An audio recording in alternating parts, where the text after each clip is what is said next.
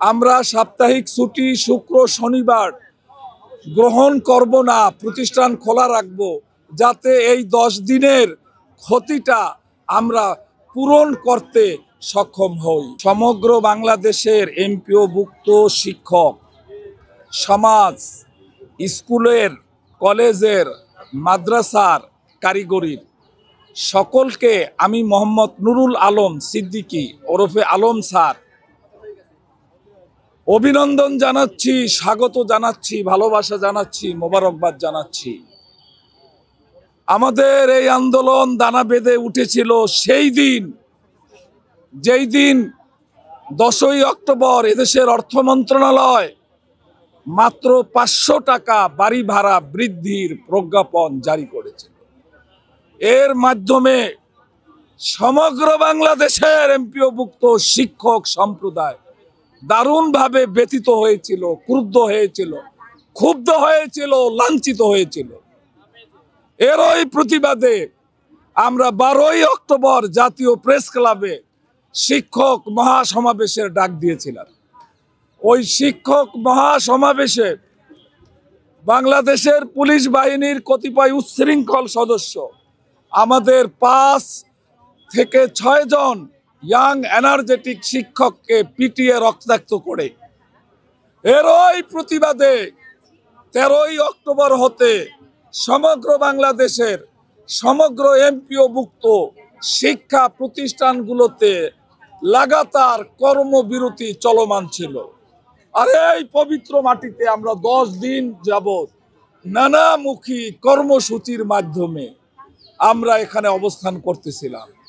অবশেষে 10 দিন পর আমাদের এই দুর্ভোগের অবসান হলো। কেমন লাগছে? আমার এই অনুভূতিটা অত্যন্ত আনন্দের, কেননা অনেক ঘাম, অনেক ত্যাগ, অনেক কষ্ট, অনেক শ্রম, অনেক ক্লেশ এর বিনিময়ে এই ভিক্টোরিটা এসেছে। আমি আপনার এই মিডিয়ার মাধ্যমে সমগ্র বাংলাদেশের সমগ্র এমপিওভুক্ত শিক্ষক সম্প্রদায়কে আহ্বান করব, 10 দিনে আমাদের শিক্ষার্থীদের পাঠ গ্রহণ করার ক্ষেত্রে যে ক্ষতি সাধিতটা হয়েছে, আমাদের কেন্দ্রীয় সিদ্ধান্ত হয়েছে আমরা সাপ্তাহিক ছুটি শুক্র শনিবার গ্রহণ করব না, প্রতিষ্ঠান খোলা রাখব, যাতে এই 10 দিনের ক্ষতিটা আমরা পূরণ করতে সক্ষম হই।